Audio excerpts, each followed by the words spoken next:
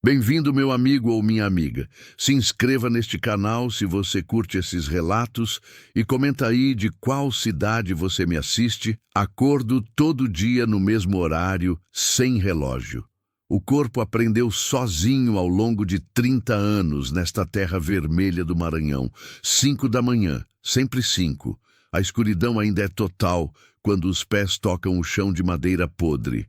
O rangido da casa velha soa como reclamação, como se ela também sofresse de insônia. Café sem açúcar em lata velha. Aquela mesma lata que minha mulher usava 30 anos atrás. O bico está amassado de tanto aperto de mão. Pão duro que preciso molhar para conseguir morder. Sobras do dia anterior. Ninguém vê isso. Ninguém precisa saber que um homem de 62 anos come como cachorro de rua.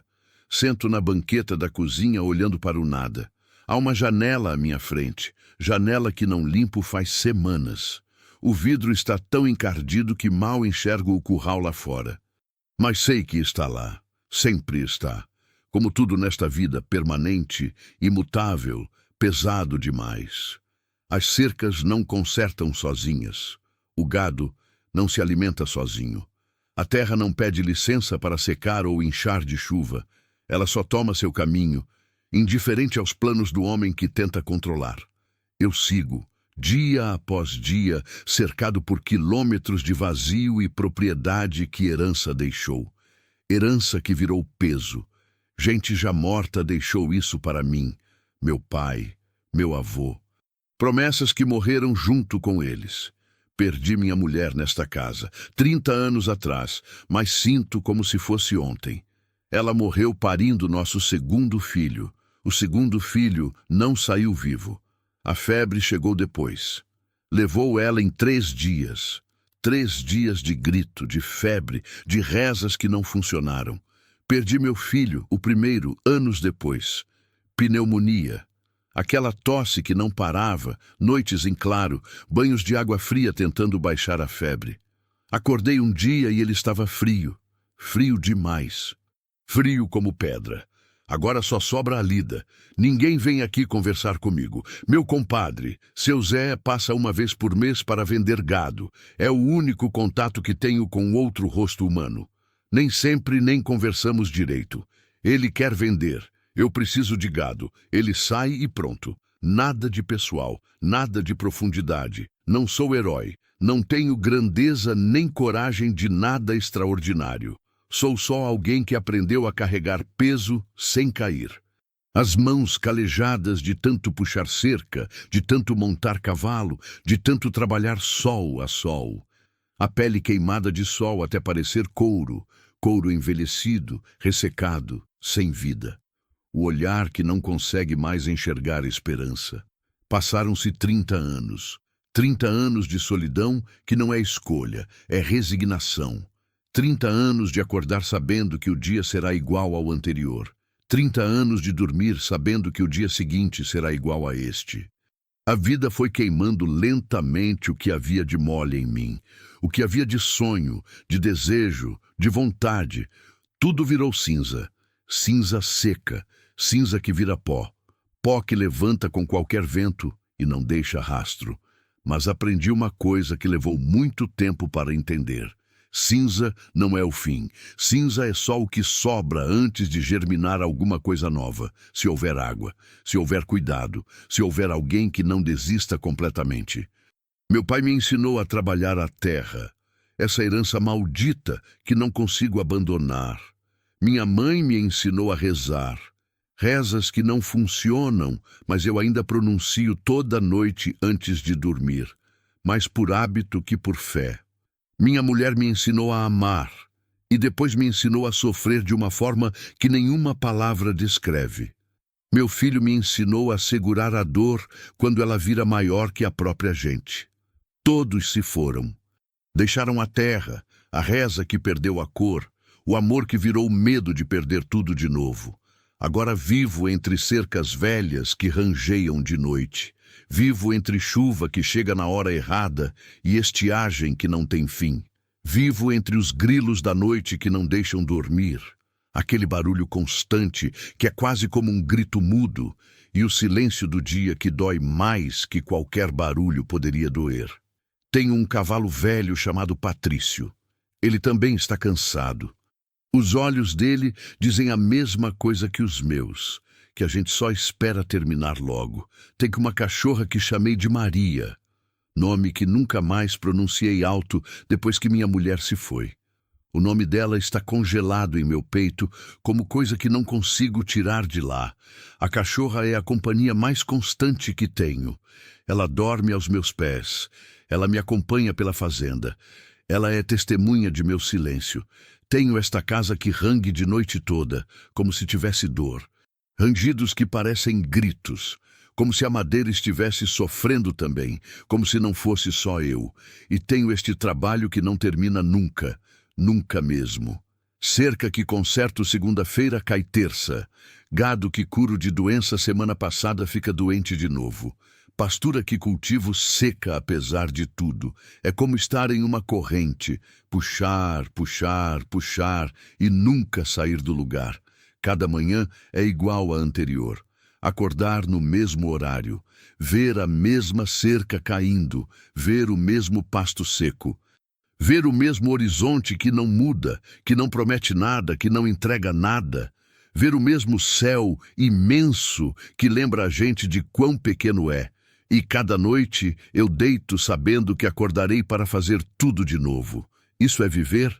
Meu compadre, seu Zé, o único que ainda me visita porque precisa vender gado, porque precisa de alguém que compre, diz que virei bicho do mato, que meu sotaque virou estranho, que meus gestos viraram automáticos, que meu olhar virou vazio.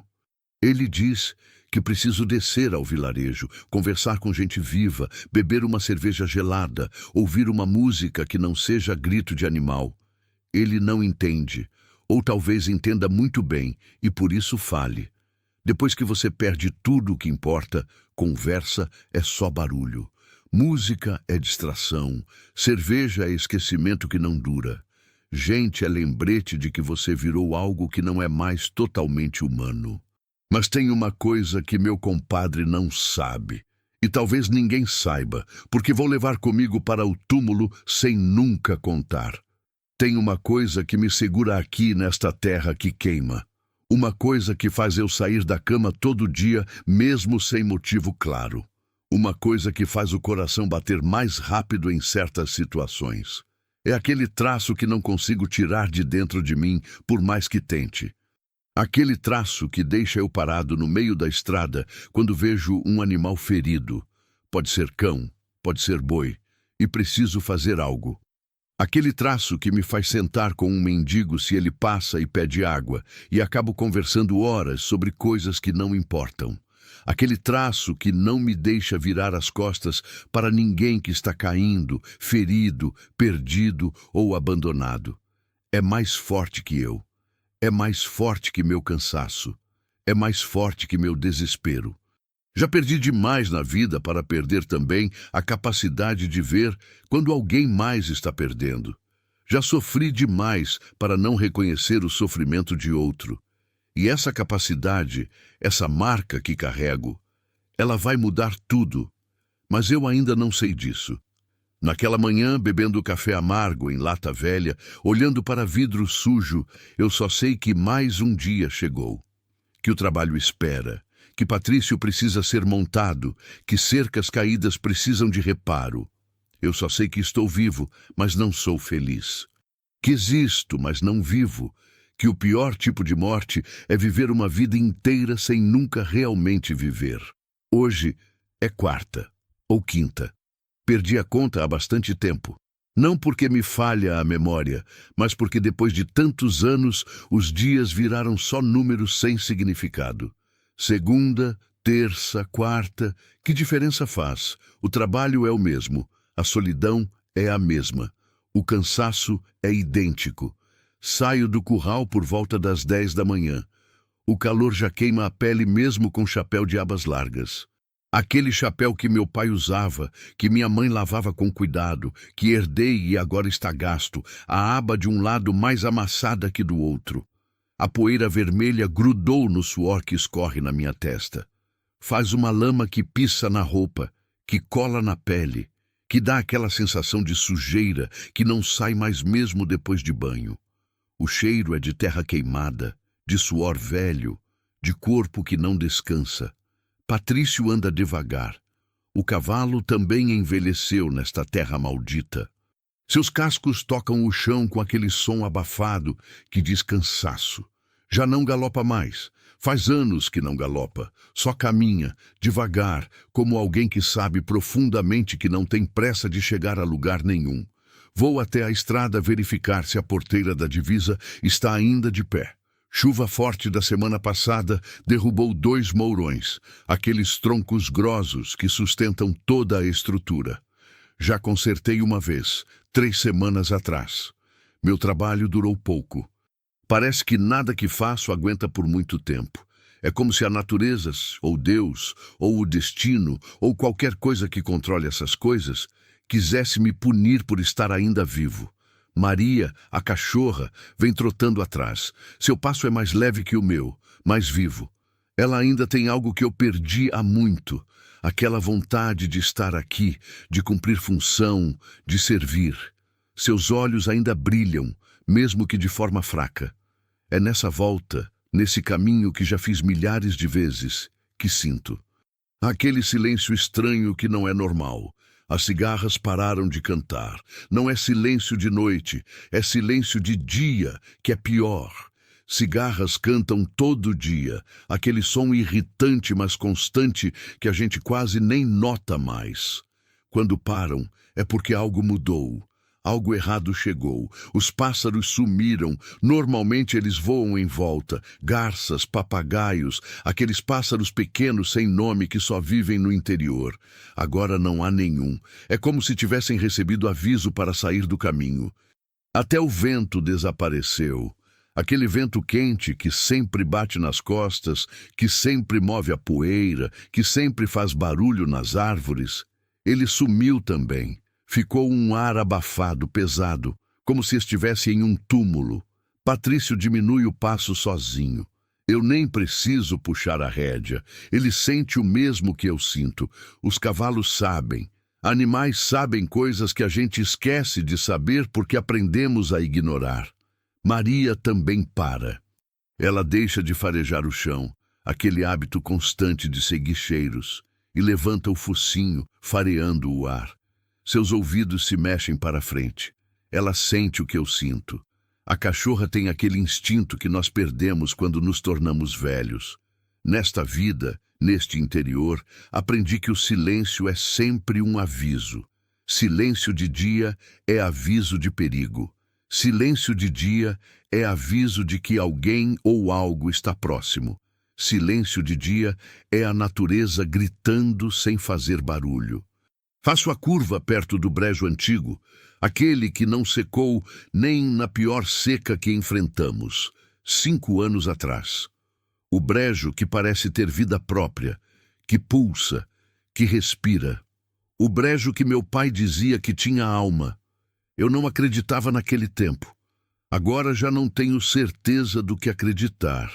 E é lá, do lado da estrada, sentado sozinho como um objeto deixado para trás, que vejo. Uma criança, menino, pode ter uns 8, 9 anos. É difícil avaliar idade em criança que está desnutrida. Veste uma camiseta rasgada nas costas, com furos que deixam a pele à mostra. A cor da camiseta era branca uma vez, talvez. Agora é marrom de sujeira e suor. Os calções são de um azul desbotado com barra rasgada, sujos de barro, sujos de uma forma que parece que o menino passou dias inteiros em lama. Os pés estão descalços, inchados. As unhas pretas de sujeira tão escura que parecem gangrena. A pele está queimada de sol. Aquele queimado de quem ficou exposto por dias, horas e horas, sob o calor implacável. Vermelho vivo em alguns lugares, já começando a descamar em outros. Os olhos fixos em nada, nem para mim, nem para cima, nem para o lado. Só fixos em um ponto no chão, como se houvesse algo naquele ponto que merecesse toda a atenção do universo. Parado ali como um saco de lixo. como algo que alguém passou e deixou cair, como algo que ninguém quer mais. Meu peito aperta. Aperta de uma forma que não sentia faz muito tempo.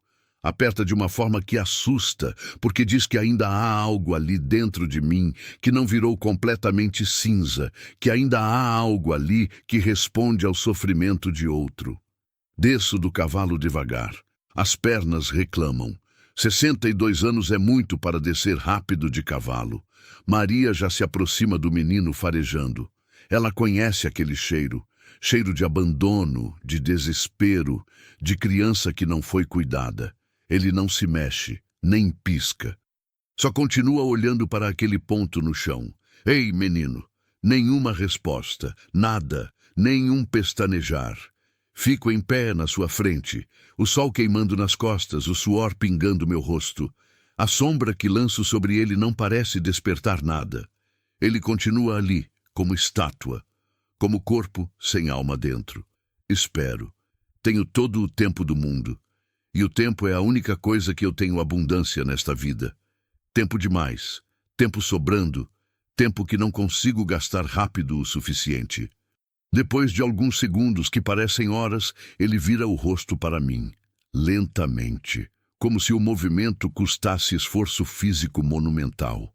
Os olhos estão vazios, completamente vazios, como se houvesse alguém dentro dele que resolveu simplesmente sair. Como se a alma, se é que criança tem alma, tivesse partido para lugar que eu não consigo alcançar com palavras. Esses olhos me assustam mais que qualquer coisa neste mundo. Cadê tua mãe? Ele não responde. Só volta a olhar para aquele ponto no chão, como se eu nunca tivesse falado. Sento ao lado dele, deito o peso no chão poeirento, sentindo a poeira vermelha grudar na roupa úmida de suor. Dou um tempo. Na minha experiência, que é longa e amarga, criança assustada precisa de silêncio primeiro, palavras depois, porque palavras para criança assustada é só barulho que não significa nada. Maria deita do outro lado do menino, oferecendo sua companhia. A cachorra lambe a mão dele, aquela mão pequena, fina, com as unhas sujas, com uma ternura que nunca vi em animal. Mesmo assustado, o menino deixa Maria lamber. Isso é bom sinal. Quando criança permite ser tocada por animal, é porque ainda não perdeu tudo. Passam 10 minutos em silêncio. Só o som do vento que voltou, devagar, tímido, e os grilos que começam a fazer barulho de novo, como se compreendessem que o perigo passou. Tá perdido? Pergunto finalmente. A voz sai áspera. Não falo há dias, nada, só silêncio. Fugiu de casa? Nada ainda. Outros 10 minutos passam. Patrício pasta longe, amarrado em uma árvore. Maria continua do lado dele, quieta, companheira. E eu fico aqui, um homem velho e cansado, do lado de uma criança que não responde. É quando ele fala. A voz é rouca, muito rouca, como se não tivesse usado a voz faz dias. Como se a garganta estivesse danificada por gritos que ninguém ouviu, por pedidos de ajuda que ninguém respondeu. Meu pai me deixou aqui. As palavras saem como algo que dói sair, como vidro que raspa a garganta, como verdade que ninguém quer dizer, mas que não consegue guardar mais dentro. As palavras saem e ficam no ar entre nós, pesadas, reais, definitivas. Fico em silêncio. Não preciso de mais informação. Não preciso de explicação. Uma criança pequena, sozinha em uma estrada vazia, com fome visível, com corpo machucado, dizendo que o pai a deixou aqui. A mensagem é clara demais para qualquer dúvida. Abandonada, deixada para morrer, talvez, ou deixada para ser encontrada por alguém que tivesse coragem de ajudar. Deixada como quem deixa um animal que não quer mais. Na estrada, esperando que alguém apareça ou que termine logo. Meu estômago vira. Memórias chegam. De meu filho pequeno. De como eu o segurava. De como ele dormia nos meus braços. De como ele chamava por mim quando acordava assustado. De como ele morreu tão pequeno, sem entender por quê. Respiro fundo. Empurro as memórias para longe. Elas já fizeram seu estrago. Não preciso delas agora. Pois vem, digo, levantando. A voz sai firme, decisão tomada. Vamos para casa. Ele fica imóvel. Medo. Aquele medo fundamental que criança tem de estranho, de desconhecido, de coisa que pode fazer mal. Não tenho comida de luxo lá, explico sentando de novo. Preciso parecer menos ameaçador. Tenho feijão cozido. Tenho farinha de milho. Tenho um pouco de carne seca que conservo. Tenho água fresca tirada de poço fundo. Tenho um teto que não falha. Um quarto com cama que não é confortável, mas serve. Não vou bater em você. Não vou fazer nada ruim. Só vamos sair desse sol que queima. Espero a reação dele. Nada vem rápido, mas lentamente, muito lentamente, ele levanta. Os movimentos são dolorosos. Ele se move como quem tem dor em todo lugar do corpo. Na primeira passada, ele cai. Cai para frente, como se as pernas simplesmente desistissem de funcionar. Como se não houvesse força o suficiente nos músculos para sustentar o peso do corpo. Levanto ele no colo, pesa quase nada, é só osso coberto de pele, e coloco em cima de Patrício. O cavalo velho não reclama. Ele parece entender. Maria sobe na garupa também, equilibrando-se, e começamos o caminho de volta para casa. Ninguém passa por essa estrada. É estrada de propriedade particular, de fazendeiro para fazendeiro. Ninguém veria se ele morresse ali. Ninguém saberia. Ninguém ia acusar eu de nada, porque se o matasse e deixasse na estrada, seria como deixar lixo. Mas eu ia saber. E isso, saber que sabia, é mais que suficiente para qualquer condenação. O sol está começando a descer quando chegamos na casa. A sombra da varanda oferece alívio. A casa velha, com sua pintura descascada e seu rangido constante, nunca pareceu tão convidativa. Coloco o menino na cama que era minha, uma cama de madeira velha com colchão que vira pó, e começo a entender que minha vida, a partir daquele momento, nunca mais seria a mesma. E não há volta possível disso. A primeira noite é difícil. Dou banho na criança com água morna, que aquecia em panela velha no fogão de lenha. A água é preta quando ela sai do corpo dele. Literal, não é exagero. É água tão suja que parece tinta. Camadas e camadas de sujeira, de suor antigo, de terra que secou na pele, de abandono que virou cor. Enquanto lavo, com cuidado, porque cada movimento dele reclama, a pele vai revelando coisas que não queria ver. Hematomas roxos e amarelados que não são de hoje. São velhos. Semanas de velhice, algumas pegadas de mão. Aquelas roxas que mostram que alguém apertou, que alguém foi agressivo, que alguém não foi gentil.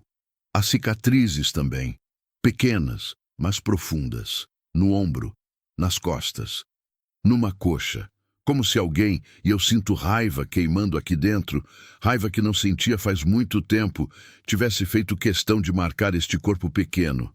Ele não reclama durante o banho, não grita, não pede para parar. Só fica quieto enquanto lava o barro, a sujeira, o abandono, a violência, como se estivesse acostumado, como se isto fosse parte natural de sua vida. Isso quebra algo dentro de mim que não sabia que ainda estava inteiro. Seco ele com cuidado. Coloco uma roupa limpa, camiseta minha que corto para ficar do tamanho dele, calções velhos que uso para trabalho. Ele vira pequeno dentro dessa roupa como boneco de pano. O nome dele é Lucas. Ele me diz isto enquanto janto sozinho na cozinha. Feijão com farinha, sempre feijão com farinha. E ele come uma tigela de caldo com pão que eu molho para ficar macio. Lucas. Nome comum. Nada especial. Como ele, ou assim eu pensava naquele momento. Lucas, qual é o sobrenome? Pergunto. Ele fica em silêncio, como se não soubesse. Ou como se sobrenome não importasse quando você é criança abandonada. Só Lucas, ele responde finalmente. Aceito. Não há razão para pressionar. O menino já passou por coisa demais. Durmo na sala para ouvi-lo se acordar assustado. Maria dorme aos pés da cama dele. Aquela cama que era minha e agora é dele, porque não há outro lugar para colocar criança. Durmo mal, acordando a cada barulho. Aquela cama na sala, dura, fria, apesar do calor que faz lá fora, sente como punição apropriada para alguém que deixou a vida passar sem viver. No segundo dia, Lucas fica na varanda, assistindo o curral. Ele não me segue. Não fala muito. Quando fala, é em frases curtas, pequenas, que parecem custar esforço monumental sair da boca. Mas pelo menos fala. Come o que dou. Bebe água quando ofereço. É como se estivesse esperando. Esperando o quê? Não consigo adivinhar. Talvez esperando que eu o deixe na estrada de novo. Talvez esperando que tudo isto seja sonho e ele acorde de novo abandonado. Sento do lado dele por horas. Não falo, só fico. E descobri que isto é o suficiente para criança. Presença. Só presença. No terceiro dia ele fica queimado, febre, acordo de manhã. Aquele despertar que não precisa de relógio porque o corpo já sabe. E sinto algo errado. A respiração dele está estranha, mais pesada, mais rápida. Coloco a mão na testa dele enquanto ele dorme. Queima. Literal. É como colocar a mão em brasas quentes. A pele está em fogo.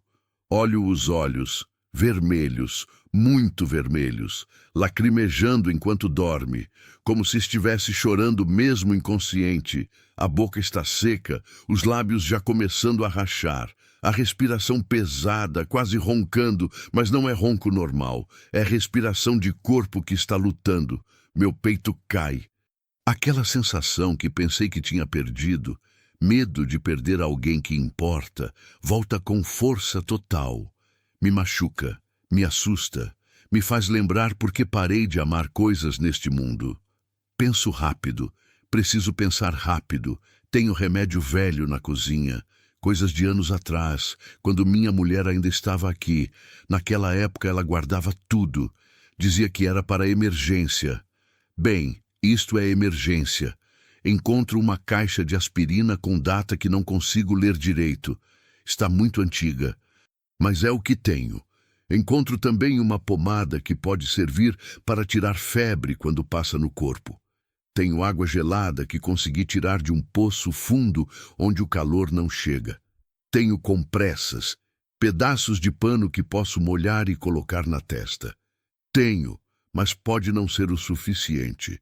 O vilarejo fica a 15 quilômetros.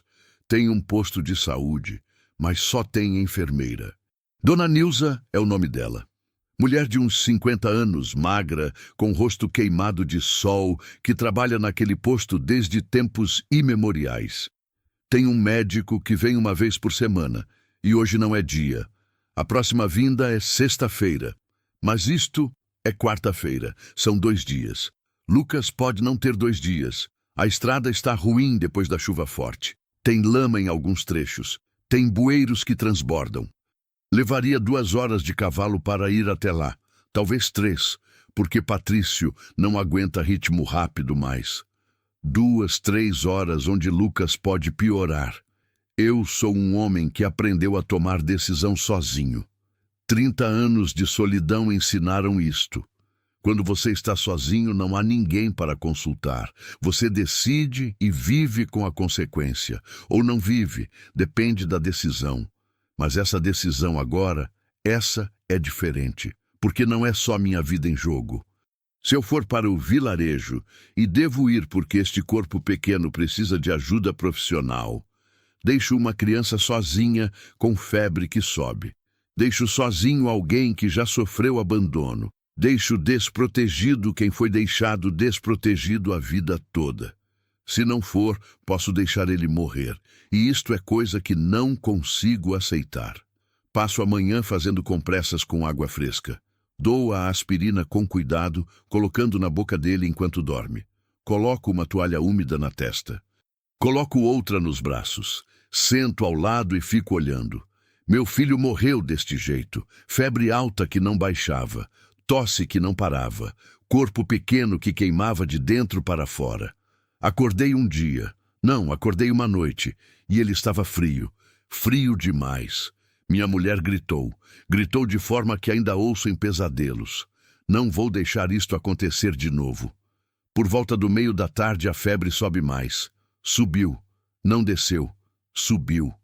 O corpo dele fica quente demais.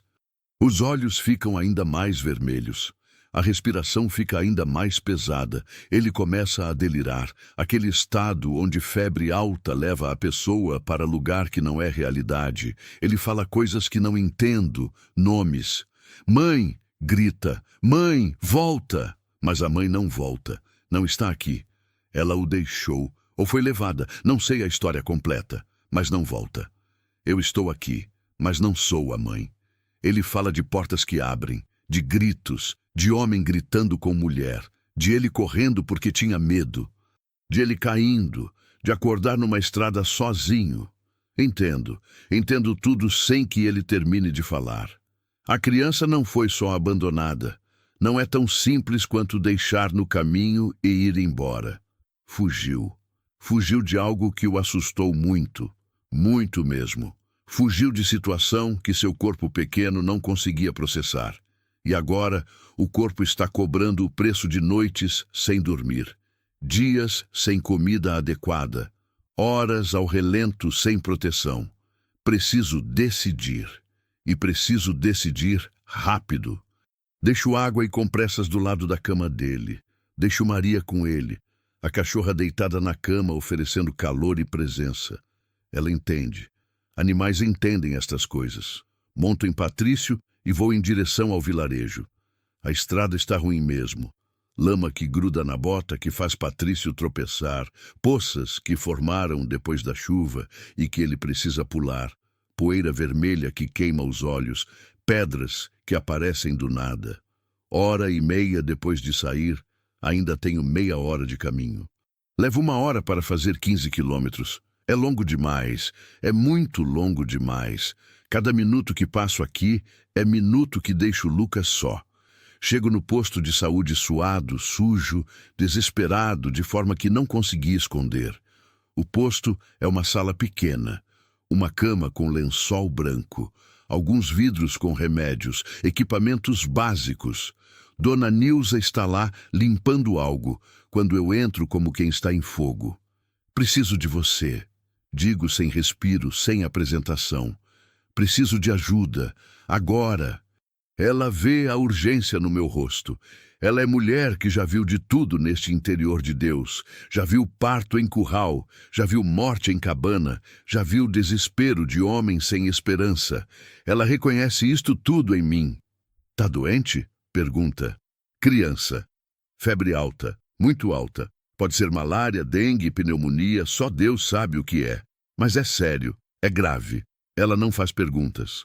Pega a mala dela, aquela que carrega quando faz visitas nas fazendas, aquela mala gasta, velha, que parece conter toda a sabedoria do interior. 15 minutos depois, estamos de volta na estrada. Na volta é mais rápido porque Dona Nilza conhece cada buraco, cada pedra, cada curva. Ela conhece de memória. Ela vai em cima do cavalo atrás de mim, segurando a mala, falando orações baixinhas. Ela reza. Isto me conforta e me assusta ao mesmo tempo. Se até Dona Nilza está rezando, é porque a coisa está séria. Chegamos na casa quando o sol já está baixo. Lucas continua dormindo, mas queimando. Está pior que quando saí. A febre subiu ainda mais. O corpo dele está literalmente em fogo. Dona Nilza examina ele rápido, aquela rapidez que vem de experiência e competência. Ouve o coração, apalpa o abdômen, olha a garganta com uma pequena lanterna que tira da mala. Coloca termômetro, aquele velho de vidro, debaixo do braço dele. Espera, tira, fica em silêncio enquanto lê. É infecção respiratória, diz ela finalmente. Pode estar virando pneumonia se não cuidar. Precisa de antibiótico, injeção. Logo. Ela abre a mala com gestos rápidos e prepara a injeção. Limpa a pele dele com algo que queima. Álcool, acho. Lucas acorda assustado quando sente a agulha, mas Dona Nilza é rápida. 10 segundos e pronto. A agulha entra. A medicação entra. A esperança começa a entrar também. Ele vai ficar bem, diz Dona Nilza, guardando a seringa usada. Mas precisa de cuidado total, muito líquido, água, suco se tiver, chá, morna para trazer a febre para baixo. Se piorar, você me chama. Se continuar com febre alta depois de amanhã, você monta e vem de novo. Como vou chamar? Pergunto. Aqui não tem telefone. Não tem forma de chamar você. Você monta e vem, responde ela, como se fosse coisa simples. Como se eu pudesse deixar uma criança sozinha novamente. Como fez agora. Ela fica mais 1 hora deixando instruções detalhadas. Deixa mais seringas, 3. Deixa mais remédio em pote. Antibiótico que precisa ser dado 2 vezes por dia. Deixa orientação de como saber se está ficando melhor ou pior, antes de ir embora. E ela precisa ir embora, porque outras pessoas do vilarejo também adoecem e precisam dela. Ela me olha nos olhos.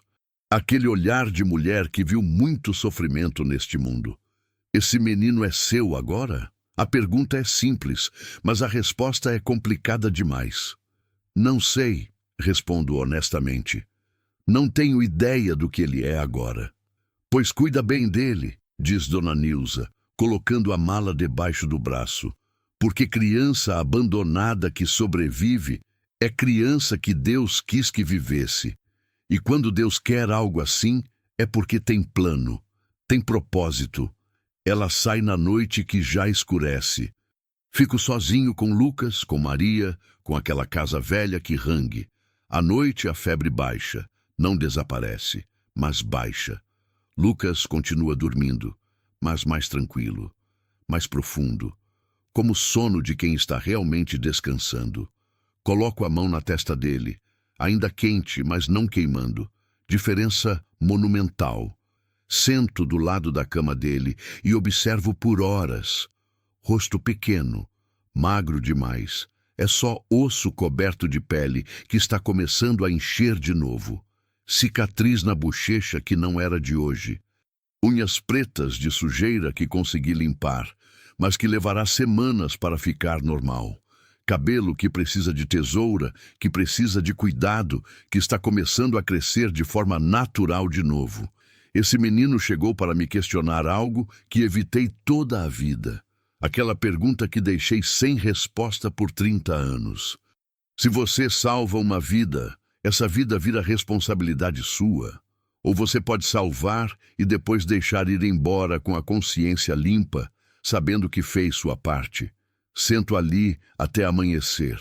E naquela noite que não durmo, que fico só olhando para a criança dormir, descobri que a resposta para essas perguntas não era uma, era infinita, era complicada.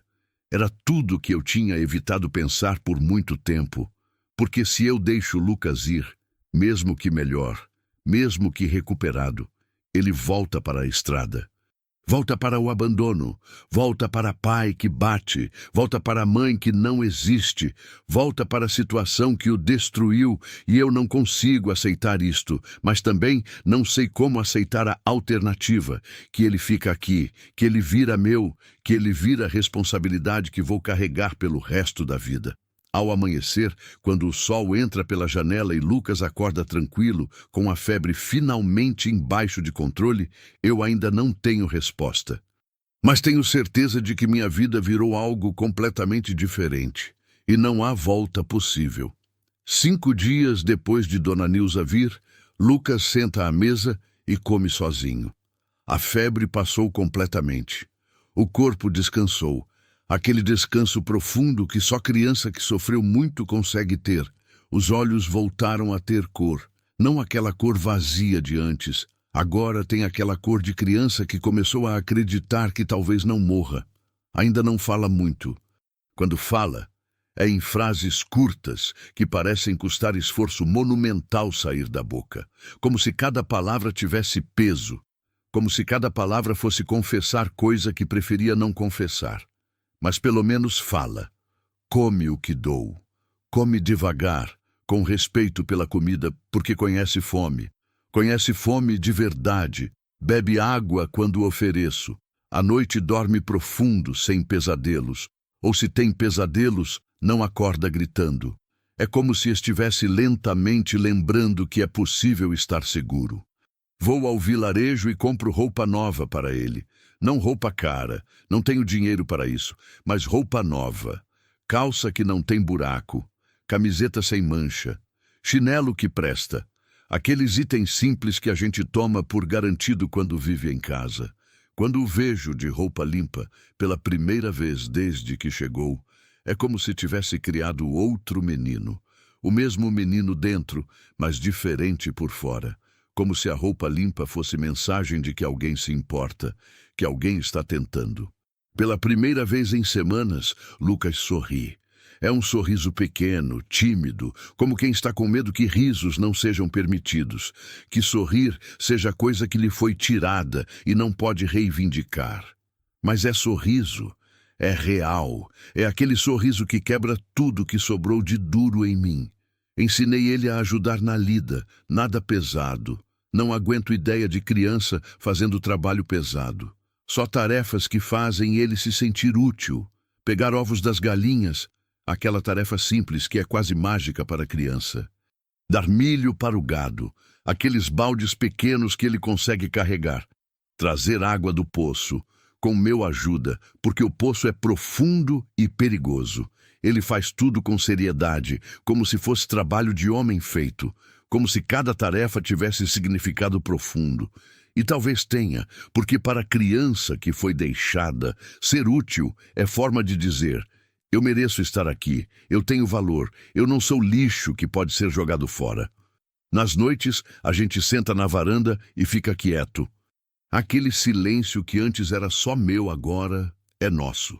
Não é solidão mais, é companhia, é presença. Maria dorme entre a gente. Aquela cachorra agora tem 2 para cuidar. E é tipo que ela gosta. Ela ronrona quase como gato, tão feliz. É nessa companhia silenciosa que Lucas começa a contar. Começa devagar, pedaços pequenos, palavras que custam sangue sair. Não é tudo de uma vez, é ao longo de semanas. Uma peça aqui, outra ali, até que o quadro completo emerge. Pai que bebia. Não bebe pouco, bebia todo dia. Bebia e ficava bravo. Bebia e virava coisa que não era pai mais. Bebia e as palavras saíam erradas, as mãos saíam pesadas. Mãe que gritava. Não gritava porque queria, gritava porque tinha medo. Gritava porque pai brava e mãe tentava proteger. Gritava porque a casa inteira virou lugar de medo. A avó que morreu, vivia com eles. Era a só quem cuidava direito. Quando morreu, doença, não sei qual, a casa ficou ainda pior. Como se a última pessoa boa tivesse partido e deixado só o ruim. Casa que incendiou. Não sabe como começou. Sabe que estava dormindo e acordou com cheiro de fumaça. Sabe que pai a culpou. Foi você, disse. Você deixou vela acesa. Não havia vela. Lucas dormia. Mas verdade não importou. Pai que começou a bater. Depois do incêndio, pai ficou ainda pior. Como se houvesse razão agora. Como se Lucas fosse vilão que destruiu tudo. Mãe que desapareceu. Um dia acordou e ela não estava mais. Pai disse que ela fugiu, que não aguentou mais, que largar filho é fácil quando filho é problema. Pai que o levou para longe. De noite, carro que dirigia rápido demais. Estrada que não terminava. Lucas dormia no banco de trás enquanto o pai gritava para ninguém. Para fantasmas, talvez. Para medo. Para raiva. Estrada que não terminava. Horas dirigindo. Noite toda dirigindo. Até chegar naquele trecho onde ninguém passa. Pai que parou o carro e o tirou de lá. Sai de perto de mim, foi o que disse. Não gritou. Disse calmo, que é pior. Aquele calmo que é desistência. Sai de perto. Não quero você. Não aguento mais. Lucas correu. Correu porque tinha medo. Correu porque não entendia. Correu porque quando alguém diz para sair de perto, você corre.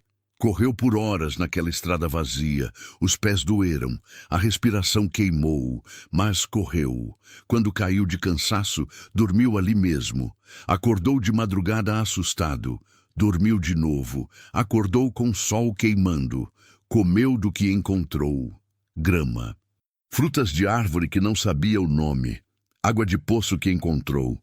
Tudo coisa que poderia ter envenenado, mas criança que está desesperada não tem luxo de escolher. E quando não conseguiu mais andar, quando o corpo pediu para parar, sentou naquela estrada esperando. Esperando o quê? Morte, talvez. Salvação, talvez. Alguém que parasse. Eu escuto tudo sem falar. Deixo as palavras saírem dele como água saindo de um poço que estava tampado. Deixo ele contar sem interromper, sem fazer perguntas, sem minimizar. Porque minimizar seria dizer que dor dele não importa. E importa, importa demais. Quando termina, quando ele cansa de contar e volta a ser silencioso, ele chora. Choro silencioso, que é pior que barulho, sem som, só lágrimas escorrendo. Como corpo que consegue chorar, mas que perdeu capacidade de fazer barulho disso. Eu coloco a mão na cabeça dele. Não digo nada. Não há palavras para isto. Não há palavras que façam diferença. Só presença, só toque, só estar aqui enquanto dói. Naquela noite, pela primeira vez em muito tempo, penso em meu filho. Não no que ele é agora, que é pó, é silêncio, é nada, é memória que dói. Penso no que ele era, pequeno como Lucas. Assustado como Lucas, precisando de mim como Lucas. E eu estava aqui, bem aqui nesta casa. Mas ocupado demais com cercas e gado, ocupado demais com trabalho que não importa, ocupado demais com vida que não importa. Quando meu filho morreu, pneumonia como Lucas quase teve, eu estava na lida, estava consertando cerca do outro lado da propriedade. Estava fazendo coisa que podia ter feito qualquer dia menos aquele. Voltei e encontrei ele morno.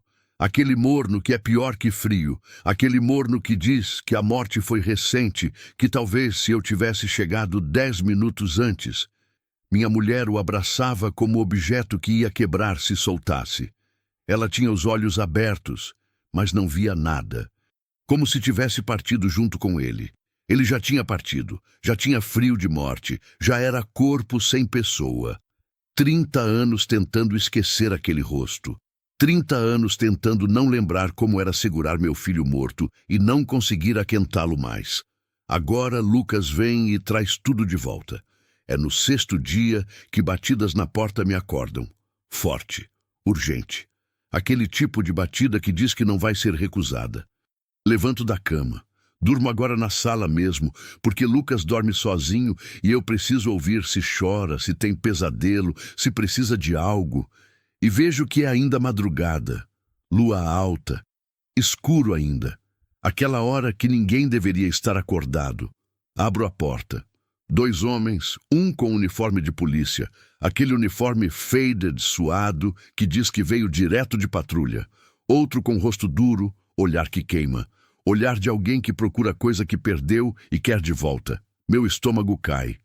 Reconheço aquele rosto da descrição de Lucas. É aquele rosto que aparece em pesadelos de criança. Bom dia, diz o policial. Não é bom dia, é madrugada. Mas ele fala assim mesmo. Procuramos por uma criança, desaparecida há 1 semana.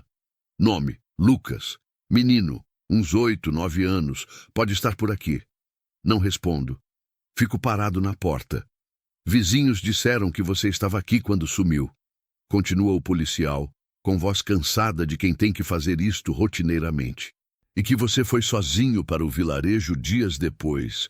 Dona Nilza comentou com alguém que você trouxe uma criança doente. Meu silêncio é resposta. O outro homem, que eu agora reconheço com certeza que é o pai, empurra a porta. Eu quero meu filho, grita. Aquele grito que é raiva, que é possessão, que é posse. Você não tem direito de ficar com meu filho, ele é meu. Acalme-se, diz o policial, mas sem convencer muito, como se ele também não acreditasse nas próprias palavras. Sinto Lucas aparecer atrás de mim, aquela presença pequena que reconheço mesmo sem olhar. O menino viu, ouviu. Está assustado porque conhece aquele grito. Ele grita, grita de forma que parte meu coração em pedaços. Grita como quem vê fantasma. Grita como quem está voltando para aquele lugar que prometi que nunca mais. Ele corre para trás, se trancando no quarto. Maria corre atrás. Aquela cachorra que entendeu que criança está em perigo. Que latidos dela ecoam pela casa. O pai tenta entrar. Empurra a porta com o ombro. Eu bloqueio o caminho. Corpo dele encontra corpo meu e ele não consegue passar. Sou mais velho, mas tenho mais razão. Tenho mais propósito. Ele não quer ir com você. Digo calmo, mas firme como ferro. Tão firme que surpresa aparece no rosto dele. Quem você pensa que é? Grita ele de novo. Esse é meu filho, meu. Eu posso fazer o que quiser com ele. Seu filho não é objeto. Respondo, voz baixa, mas que ecoa. E não pertence a quem bate. Não pertence a quem abandona numa estrada vazia. O policial se interrompe. Aquela interrupção que diz que algo mudou. Que palavra abandona tem peso. A suspeita de abuso? Pergunta o policial. E agora a voz dele é diferente. Agora tem autoridade. Agora tem propósito. Não respondo. Deixo o corpo do menino falar. As marcas falam. Aquelas cicatrizes que ainda estão visíveis. O medo fala. Aquele medo que está em cada respiração de Lucas lá dentro do quarto. O policial vira para o pai. Você vai comigo para fazer depoimento. Sobre o quê? Pai pode fazer o que quiser com o filho. Pai tem direito. Não, diz o policial. E agora há aquela frieza que vem quando alguém decide que vai fazer seu trabalho corretamente. Não pode. Leva 50 minutos de conversa, de telefonema, de gente chegando. Dona Nilza foi chamada por um vizinho que ouve tudo. Aqueles vizinhos que não existem, mas que existem. O juiz de paz do vilarejo apareceu da cama ainda dormindo. Uma mulher do conselho tutelar saiu de casa em carro que não esperava estar usando a esta hora. No final, ficou claro. Há investigação aberta. Há suspeita de abandono. Há suspeita de abuso. As cicatrizes confirmam. Há direito de Lucas ficar comigo, com supervisão legal, até resolver tudo legalmente, até decidir o que acontece com custódia, com pátria potestas, com todas aquelas palavras legais que significam que alguém precisa cuidar de criança. O pai sai gritando maldições, promete voltar, promete tirar o menino de qualquer forma, promete me processar por sequestro, promete coisas que não consegue fazer. Deixa a ameaça no ar como fumaça. Deixa medo que vou levar semanas para tirar. Quando todos vão embora, é perto do amanhecer, aquele amanhecer que chega depois de noite que não termina, e o sol começa a aparecer tímido. Lucas sai do quarto. Está assustado, tremendo. Aquele tremor que é medo puro. Aquele tremor que diz que trauma voltou. Ele corre para mim, corre como criança que encontra segurança, corre como criança que reconhece que ali, em mim, tem algo que pode confiar. Ele se abraça em mim de forma que quase caio. Pequeno demais para derrubar homem grande, mas poderoso demais em desespero. Sento no chão, ali mesmo na varanda, e deixo ele chorar. Chora como criança que finalmente pode chorar. Como criança que sabe que alguém está aqui. Como criança que compreendeu que talvez, consegue ficar segura. Ele vai vir me buscar? Pergunta quando consegue falar. Sento ao lado dele. Coloco o braço em volta. Não, não vai. Tem certeza? Tenho. Não sou mentiroso por natureza. Não tenho costume de mentir. Mas essa mentira eu pronuncio com toda a convicção que tenho dentro de mim, com toda a certeza que consigo fabricar, com toda a promessa que posso fazer. Porque se ele voltar, vou estar aqui, com porteira trancada, com Maria latindo, com essa pistola antiga que herdei do meu pai, aquela que prometi nunca usar, que guardei por 30 anos sem disparar. Vou usar, se for preciso. Naquele momento, quando o sol finalmente nasce e a noite termina, deixei de ser o fazendeiro solitário que ajuda porque sente empatia genérica. Virei alguém com responsabilidade. Virei alguém com razão de viver, que vai além da terra e do gado. Virei alguém que tem algo a perder de novo, e aquilo que assustava, que assustou quando meu filho morreu, e descobri que perder é coisa que machuca além de qualquer capacidade de recuperação, não parecia mais tão assustador. Porque agora eu tinha alguém que precisava de mim. Tinha Lucas que precisava de mim, e essa é a coisa mais importante que a vida pode dar a um homem que achava que tinha perdido tudo. É razão de acordar, é razão de viver, é razão de ser. 2 anos. 2 anos desde aquele dia na estrada. 2 anos desde aquela madrugada quando a polícia bateu na porta. 2 anos desde que Lucas gritou e eu prometi protegê-lo. Hoje é domingo. Os domingos são diferentes agora. Não é dia de isolamento, é dia de companhia. É dia em que a casa tem vida. Lucas está na varanda varrendo, tarefa que escolheu para ele mesmo há meses, porque descobriu que gosta de deixar as coisas limpas. Como se limpeza fosse forma de ordem. Como se varrer fosse forma de controlar algo em um mundo que controlou demais dele. Tem 10 anos agora. Cresceu. Cresceu rápido. Aquele crescimento que criança que recupera nutrição tem. Ganhou altura, ganhou peso, ganhou cor. Aquele bronzeado que vem de passar dias ao ar livre, seguro, sem medo. Os olhos perderam aquele vazio que tinham quando chegou. Agora tem luz. Luz que é esperança. Luz que é futuro. Luz que é vida que diz, sim, eu vou continuar. A casa também mudou. Não é transformação mágica, porque a casa é velha e vai morrer velha. Mas consertei o telhado que rangia, aquele rangido que parecia grito. Pintei de novo. Não está lindo, mas está respeitável. A pintura é branca, desbotada pelo sol, mas existe. Plantei uma árvore de coco na frente porque Lucas pediu. Ele disse que queria algo que crescesse. Algo que fosse futuro vivo. A árvore está pequena ainda, mas está viva, está crescendo. Agora tem flores, sementes que Dona Nilza trouxe e que plantei. Flores vermelhas que embelezam o quintal. Aquelas flores que ninguém precisa, mas que existem porque beleza importa. Porque mostrar que alguém se importou, importa. Tem coisas aqui que não imaginava que poderia ter de novo. Tem vida. A legalização foi longa, processo que levou meses, papéis que nem entendia direito, audiência em cidade que não conhecia bem, com juiz que me olhou como quem vê homem velho que talvez não tenha capacidade. Mas eu consegui falar, consegui dizer por que Lucas deveria ficar, consegui mostrar que não era sobre possessão, era sobre salvação, sobre quem merecia ser salvo. Quando o juiz olhou para Lucas e perguntou se ele queria ficar comigo, e Lucas disse, sim, com voz que tremeu, mas foi clara. Tudo mudou no papel. Virei responsável legal, virei tutor, virei pai, embora ninguém tenha falado essa palavra em voz alta. Mas a gente sabe. Ambos sabemos. Levo Lucas para a escola no vilarejo 3 vezes por semana. Ele aprende rápido, melhor que rápido. Aprende como quem está recuperando tempo perdido. Adora ler.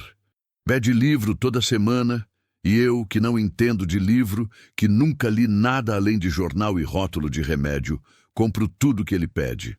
Gasto dinheiro com livro quando poderia gastar com reparo de cerca. E escolho o livro, e fico feliz fazendo isto. Seu Zé comentou uma vez, quando veio vender gado, que mudança, compadre. Virou homem de novo. Eu não respondi, mas ele não está errado. É como se tivesse virado de novo, virado para frente, virado para a vida que continua. Hoje, domingo à tarde, a gente senta na varanda como sempre. A rotina é sagrada agora. Todos os dias, domingo ou terça, chuva ou sol, a gente senta. Lucas termina o trabalho, sento, Lucas senta do meu lado, Maria dorme entre a gente. E a gente fica quieto. Aquele silêncio que antes era só meu, que era isolamento, que era prisão, agora é nosso. É companhia. É presença que cura. Maria ronrona quase como gato, tão feliz de ter dois para cuidar. Patrício pasta lá longe, cada vez mais lento. O cavalo está velho demais, não deve durar muito. Sinto isto quando monto, quando vejo aquele vazio começar a aparecer nos olhos dele. Mas enquanto durar, ele pasta. Enquanto durar, ele vive. Enquanto durar, ele está aqui. Seu Lúcio, Lucas me chama. Ele nunca conseguiu dizer tio ou pai. Ficou seu Lúcio. Eu aceitei. Porque nomes não importam. Importa o que significa. E ele significa tudo. Quando você era pequeno, o que você queria ser? A pergunta chega como surpresa. Fico em silêncio. Ninguém nunca tinha perguntado isto. Não minha mãe, não meu pai, não minha mulher. Como se a gente tivesse vindo ao mundo já sabendo o que era, já destinado. Queria ser vaqueiro, respondo devagar, trazendo memória que duele. Igual meu pai, igual avô. Era tradição, era coisa que homem fazia. Pegava gado, cuidava de terra, morria aqui. E virou? Virei. Gostava? Penso. Penso muito, porque a resposta é complicada. No começo, sim. Quando tinha você, aponto para ele, para a idade que ele tinha quando chegou, quando era só osso e medo, tinha sentido, tinha razão, tinha propósito. Via futuro em cada cerca consertada. Mas depois, fico em silêncio. Depois, Lucas insiste. Depois perdi as pessoas que amava, e o trabalho perdeu cor, virou só repetição, virou só forma de estar vivo sem estar realmente vivo. Virou prisão que eu mesmo construí. Lucas pensa disto. Aquele pensamento profundo que criança que sofreu tem, porque sofrer ensinada a pensar. Mas agora, olho para ele, para a varanda, para a casa, para a vida que virou diferente, para aquele sorriso que agora ele consegue dar, para aquela esperança que agora aparece nos olhos. Agora tem cor de novo. Ele sorri. É nesse momento exato quando ele sorri e o sol bate na varanda e Maria dorme entre a gente, que ouvimos barulho de cavalo. Vem, gente. Levanto devagar. A idade chegou. As costas doem mesmo quando a gente tenta fingir que não. A coluna é a estrutura que sofre. E fico de pé, observando. É seu Zé, meu compadre. Aquele que vinha uma vez por mês para vender gado e agora vem 2, 3 vezes. Como se tivesse começado a se importar. E ele não vem sozinho, vem com outro menino, uns 7 anos, pele queimada, pé descalço. Aquele mesmo olhar vazio que Lucas tinha quando chegou, aquele olhar que diz que alguém saiu de dentro e deixou só corpo.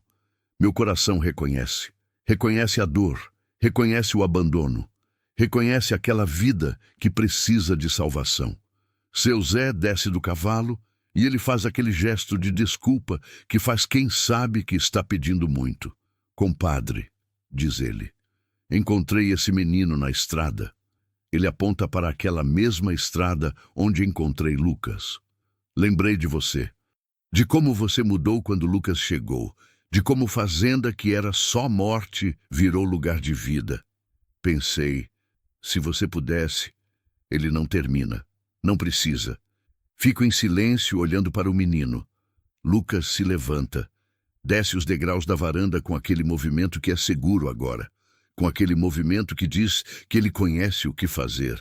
Ele caminha para o menino com voz que é suave. Vem, diz ele para o menino, com voz de quem sabe exatamente o que é estar onde aquela criança está. Com voz de quem lembra, com voz de quem sobreviveu. Aqui é seguro. O menino segue Lucas para dentro da casa, desconfiado, mas seguindo. Maria o segue. Aquela cachorra que entendeu há 2 anos que criança em perigo precisa de proteção. Que lambidas de cão podem curar forma de medo. Que presença de animal pode ser o primeiro passo para confiar em gente de novo. Seu Zé fica na varanda comigo. A gente fica em silêncio. Aquele silêncio que é comunicação entre homens que entendem coisa que não precisa ser falada. Finalmente, meu compadre me olha. Você vai pegar? Pergunta, e a voz dele tem esperança nela. Eu respiro fundo. Vou. Ele sorri. Sabia que ia. Sempre soube. Depois que seu Zé vai embora, leva 1 hora, porque Lucas quer mostrar o quarto, quer mostrar que tem cama, quer que o menino saiba que isto é lugar onde criança é cuidada. Fico na varanda sozinho. O sol está baixo. Aquele baixo que diz que dia termina. A poeira vermelha levanta na estrada, aquela poeira que sempre levantou e sempre levantará. Os grilos começam a fazer barulho, aquele barulho constante que é trilha sonora do interior. É aquele horário que antes era só meu. Era quando eu vinha para a varanda sozinho e observava vazio, observava isolamento, observava a vida que era só passar de tempo até morrer. Agora é diferente. Ouço Lucas ensinando o menino onde ficar, onde deixar as coisas. Ouço água correndo. Ele está dando banho nele, como eu dei banho em Lucas há 2 anos. Ouço Maria latindo de felicidade. Aquela cachorra que agora tem missão. Ouço passos pequenos, passos de criança que está começando a confiar. Ouço vida. Sento na cadeira velha. Aquela cadeira que herdei do meu pai, que minha mãe sentou, que minha mulher sentou enquanto carregava nosso filho. Aquela cadeira que tem história em cada madeira, e deixo o tempo passar. Não sei quanto tempo esse menino vai ficar, pode ser dias, semanas, meses, anos, pode ser que ele tenha família que procure. Embora eu duvide, pode ser que ele tenha tido pior que Lucas, pode ser que ele ache forma de sair dessa casa e desaparecer. Mas enquanto estiver aqui tem casa, tem comida, tem cama morna, tem alguém que vela o sono dele. Tem alguém que quer que continue vivo. Tem segurança. À noite, os 2 meninos dormem na mesma cama. Lucas cuidando do outro, como quem sabe exatamente como é estar caído, estar sozinho, estar assustado. Como quem sabe que não há pior coisa que estar abandonado. Como quem sabe que presença importa. Fico olhando os 2 dormir. Maria deitada na cama também, oferecendo peso e calor, e sinto alguma coisa que não tinha sentido em 30 anos. Sinto paz. Não é aquela paz que vem de ignorância. É paz que vem de saber que você fez coisa correta. É paz que vem de olhar para resultado e ver que importou. Sou um homem simples, não tenho sabedoria de padre nem conhecimento de doutor. Não tenho dinheiro. Não tenho nome importante, não tenho educação formal, não tenho nada que o mundo diz que importa. Tenho só uma casa velha que rangue de noite. Tenho uma fazenda que não gera lucro, gera comida, gera sustento, gera vida. Tenho terra que queima. Tenho céu imenso. Tenho silêncio que não é prisão mais. Mas tenho isto aqui, essa cena. Esses 2 meninos dormindo. Essa cachorra. Essa casa, esse valor que nenhum dinheiro compra, esse significado que nenhuma propriedade oferece, esse propósito que nenhuma herança deixa. Durmo melhor essa noite, aquela noite em que o 2º menino chega, que todas as noites dos 30 anos anteriores. Durmo sem culpa, durmo sem arrependimento, durmo como quem fez o que podia fazer. Epílogo. O que germina. 5 anos depois, estou na cozinha fazendo café quando vejo Lucas através da janela. Ele está conversando com um rapaz. Tem uns 18 anos agora, corpo de quem trabalhou na lida desde criança, rosto que conhece responsabilidade. É o menino que seu Zé trouxe naquela tarde. Virou forte, virou homem, virou meu filho, embora ninguém tenha assinado o papel disso. Lucas aponta a cerca que está caindo. Sempre há cerca caindo. O rapaz começa a consertar. Os movimentos são precisos. Aprendidos de mim, mas melhores que eu fiz nunca, porque jovem tem força que eu perdi. Tem futuro que eu vendi. Aquilo que estou vendo, aquele menino que estava vazio agora consertando coisa que importa, é tudo que eu preciso ver para entender. Cinzas germinaram. Não em mim. Em mim foi só quebranto de isolamento, abertura de peito que achava fechado para sempre. Lembrança de que humanidade ainda estava ali, coberta de cinza, mas ali. Mas nos meninos, em Lucas e naquele rapaz, germinaram de verdade, viraram semente, viraram planta, viraram árvore que dá sombra, viraram estrutura que vai durar. Porque Lucas agora, Lucas aos 15 anos, ele sabe o que é ser salvo. E porque sabe, consegue salvar. Consegue olhar para a criança desesperada e dizer, aqui é seguro. Consegue oferecer o que ninguém ofereceu para ele. É assim que a gente cura, passando adiante, oferecendo a quem vem depois aquilo que desejou que tivesse recebido.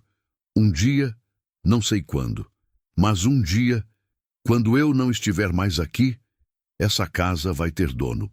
E aquele dono vai ser Lucas ou aquele rapaz, ou talvez outro menino que seu Zé vai trazer porque conhece agora a forma que salvação funciona nesta região.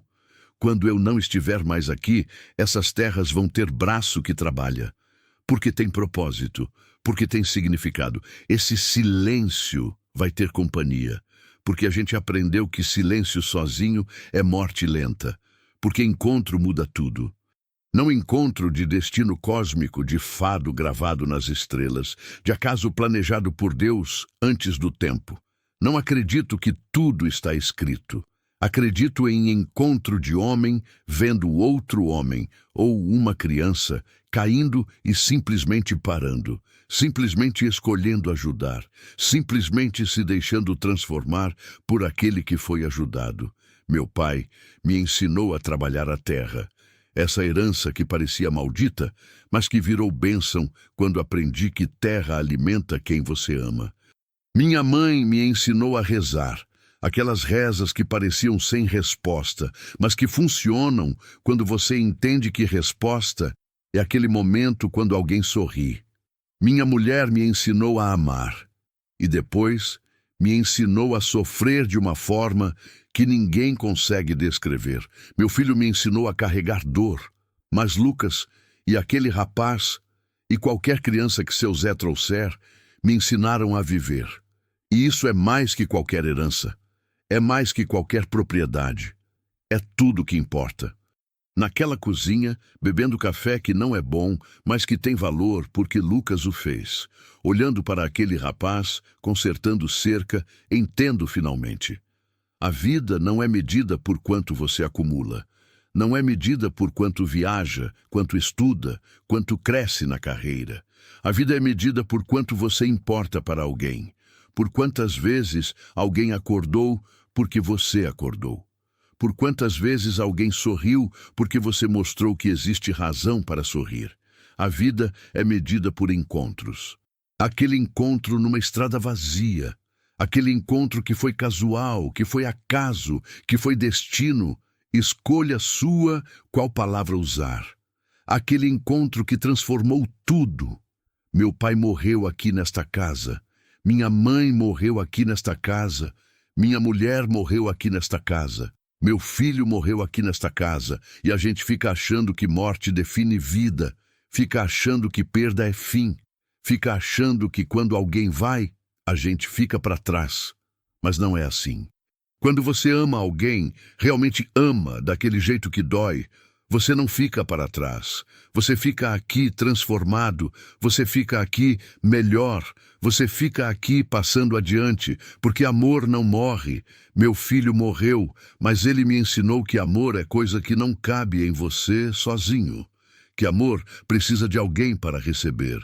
E quando aquele alguém não está mais aqui, amor fica procurando lugar para existir.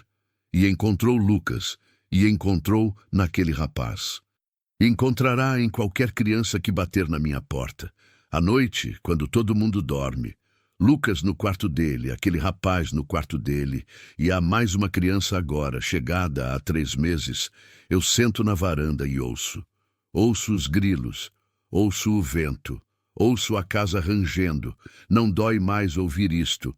Agora é som de vida. Som de estrutura que aguenta peso de pessoas. Som de lar. E ouço, se ouço muito quieto, ouço como que batida de coração. Meu coração, que ainda bate, que ainda funciona. Que ainda tem propósito. Cinzas germinaram, virou vida, virou árvore, virou floresta que vai durar. E isto é tudo.